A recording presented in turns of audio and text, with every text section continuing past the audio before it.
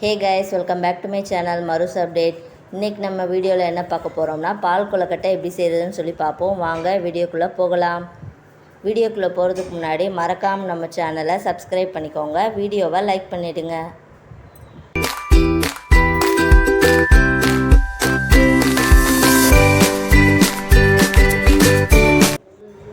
இன்றைக்கி பால் கொழுக்கட்டை செய்கிறதுக்கு 1 கப்பு பச்சரிசி மாவு நான் எடுத்திருக்கேன். பச்சரிசி மாவு இது கடையில் வாங்கலை, நாங்கள் ரைஸ் மில்லில் அரைச்சி நாங்கள் வீட்டிலே ரெடி பண்ண மாவு தான் யூஸ் பண்ணியிருக்கேன். எடுத்து வச்சுருக்கிற 1 கப் பச்சரிசி மாவில் பச்சை தண்ணி ஊற்றி நல்லா உருண்டையாக பிடிச்சி வச்சுக்கிறணும். வெந்நீர் ஊற்றி நம்ம மாவு பிசையக்கூடாது. அப்படி பிசைஞ்சோன்னா அது பிசு பிசுப்பாக இருக்கும். அதனால் நீங்கள் தைரியமாக பச்சை தண்ணி ஊற்றியே மாவு பிசைஞ்சு வச்சுக்கோங்க. நான் இன்றைக்கி நாட்டு சர்க்கரை யூஸ் பண்ணி தான் பால் கொழுக்கட்டை செய்ய போகிறேன். இப்போ கொழுக்கட்டையை உருண்டைகளாக பிடிச்சி வச்சுக்கிட்டோம். அரை முடி தேங்காவை கட் பண்ணி எடுத்து வச்சுக்கோங்க.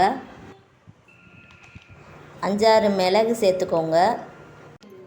சுக்கு சிறு துண்டு, 3 ஏலக்காய், இது எல்லாத்தையுமே மிக்ஸி ஜாரில் போட்டு அரைச்சி எடுத்துகிட்டு வந்துடலாம். இந்த கொழுக்கட்டைக்கு தேங்காய் பால் தான் ஹைலைட்டான விஷயமே. தேங்காய் பால் நம்ம எவ்வளோக்கு எவ்வளோ அதிகமாக சேர்க்குறோமோ அந்தளவுக்கு பால் கொழுக்கட்டை டேஸ்ட்டாக இருக்கும். சளி இருமலுக்கு இது ரொம்பவே நல்லது. வீட்டிலலாம் நம்ம அம்மாக்கள் ஸ்கூல் விட்டு வந்தோடனே சின்ன பிள்ளையிலே செஞ்சு கொடுப்பாங்க. இது முழுக்க முழுக்க வீட்டில் இருக்க பொருட்களை கொண்டு செய்கிறதுனால உடம்புக்கு ரொம்பவே நல்லது. நீங்களும் உங்கள் வீட்டில் குட்டீஸ்லாம் இருந்தாங்கன்னா கடையில் ஸ்நாக்ஸ் வாங்கி கொடுக்காம இந்த மாதிரி வீட்டில் செஞ்சு கொடுங்க.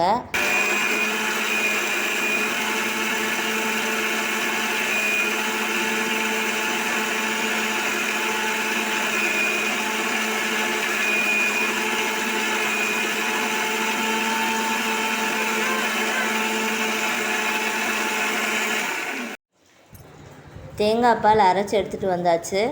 இப்போ இதை ஒரு பாத்திரத்துக்கு நம்ம மாற்றி எடுத்து வச்சுக்கலாம். இதில் உங்களுக்கு எத்தனை பேருக்கு தேவையோ அந்த அளவுக்கு தேவையான அளவு தண்ணி ஆட் பண்ணிக்கோங்க. தேங்காய் பாலோட கொஞ்சோண்டு தண்ணி சேர்த்துட்டு கொதிக்க விடுங்க. நல்லா கொதி வந்ததும் நம்ம பிடிச்சி வச்சுருக்க உருண்டைகளை இதில் நம்ம சேர்த்துடலாம். பிடிச்சி வச்சுருக்கிற உருண்டைகளை மொத்தமாக எடுத்து போட வேண்டாம், அது ஒன்றோட ஒன்று ஒட்டிக்கிறோம். கொஞ்சம் கொஞ்சமாக எடுத்து நீங்கள் சேர்த்துக்கோங்க. நாட்டு சர்க்கரை 3 ஸ்பூன் நான் சேர்த்துருக்கேன். நீங்கள் உங்கள் தேவைக்கேற்ப நாட்டு சர்க்கரை சேர்க்கணுனாலும் சேர்த்துக்கலாம், சீனி சேர்க்கணுனாலும் சேர்த்துக்கலாம். சீனியை விட நாட்டு சர்க்கரை தான் ரொம்பவே நல்லது. ஒரு 15 மினிட்ஸ் நல்லா கொதிக்கட்டும். நல்லா கொதி வந்துருச்சு. அவ்வளோதாங்க, சிம்பிள் அண்ட் டேஸ்டியான பால் கொழுக்கட்டை நம்ம வீட்டிலே செய்யலாம்.